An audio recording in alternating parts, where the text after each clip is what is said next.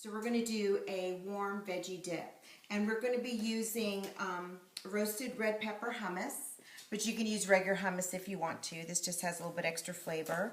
We're going to be using whole wheat pita chips.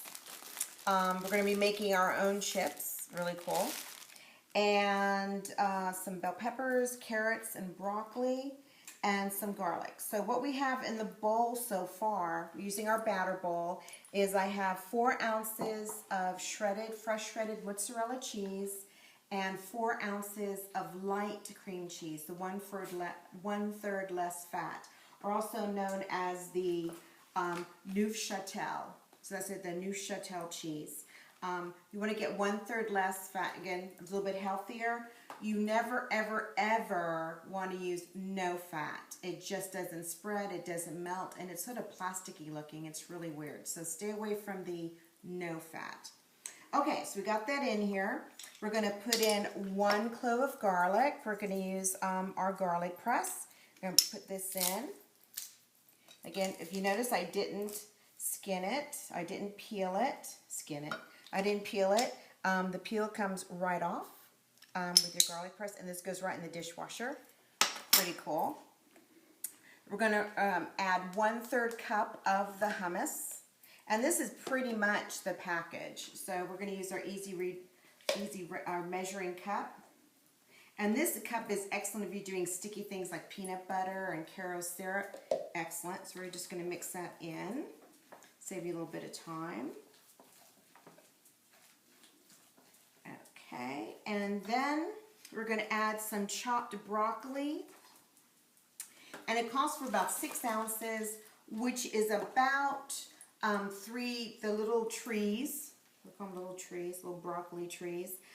3 stalks of fresh broccoli, and you just cut off the top and you get these little trees. There's going to be about 3 of the tops. And use a chopper. Chop it up nice and fine. And we're going to scrape it up, stick it in here. And then we're going to chop up a little bit of extra carrot. It calls for 2 carrots, but I cut some up to save some time. I'm going to chop it. We always laugh that food chopper is an excellent stress reliever. Pop that in there. And we're going to add 1 tablespoon of bell pepper herb rub. Excellent rub. And a tablespoon is about a capful. And I'm just going to sit there and just really, or between my hands, and really release some of those essential oils that are trapped in the dried herbs. You just don't want to pour it in. You want to really release the flavor. Some oils in there. Okay, we're going to mix this all up. And we're going to be using the Contemporary Shallow Baker, which is the same piece that we used to do the brie in earlier. So we're just going to put this in here. You're going to spread this out. Pretty much going to cover the whole center with your dip. And then we're going to round it out with the pita chips. And we're going to do similar to what we did with the brie, is that we're going to wrap our pita chip, or we're going to warm up the pita chips with the dip. Again, 1 pot, so to speak. The scraper, get everything out. And that'll spread out. And so we're just going to pita. I've already done 2 ahead of time. So we're just going to take the whole wheat pita. We're going to cut it in half with a pizza cutter. Then we're going to cut each of those halves into 4. So cut it in half, and cut each of those pieces in half, and you'll end up with 8 pita chips. You're not going to believe how great these taste, how crispy they are, so much fresher, and they're so much easier to eat with than using those store-bought pita chips. They're so hard, and these are nice and soft. Okay, so we're going to pop these into the oven for about, this is going to take about 17 minutes. So it's a bit longer, but again, it gives you a nice alternative. So I'm going to pop this in and set the timer for about 17 minutes.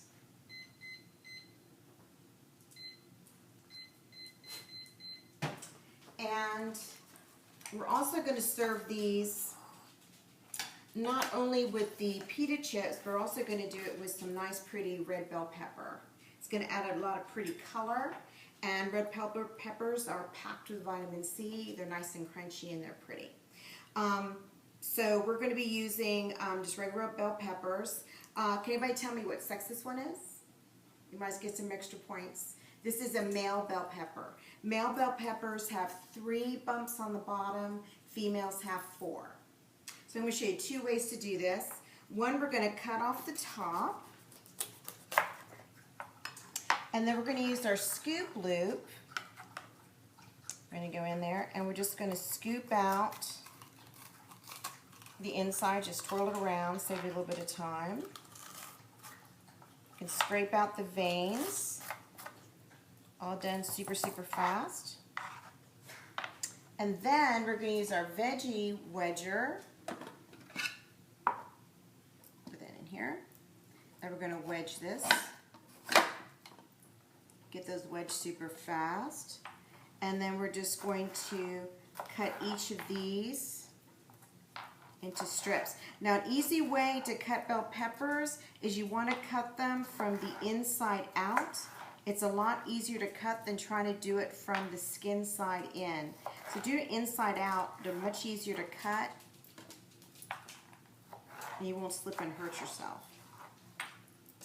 Like that.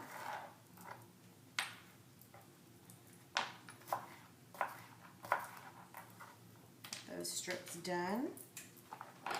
Or if you don't have a veggie wedger, which is not only just for doing the bell peppers, you do oranges, grapefruits, lemons, limes, the bell peppers, onions.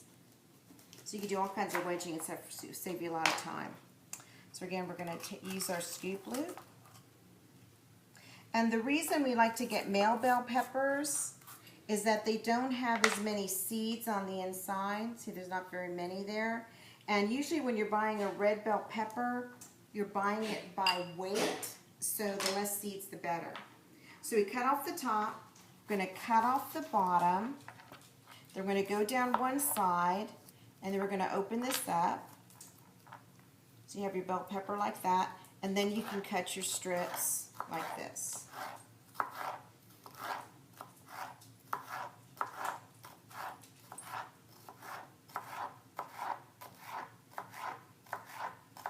Okay, so we've got our strips all done, so when the dip comes out, it's going to look fabulous. And we'll show you the finished product in just a few minutes. There is your warm veggie dip. Again, another pretty dip for the holiday season. Enjoy.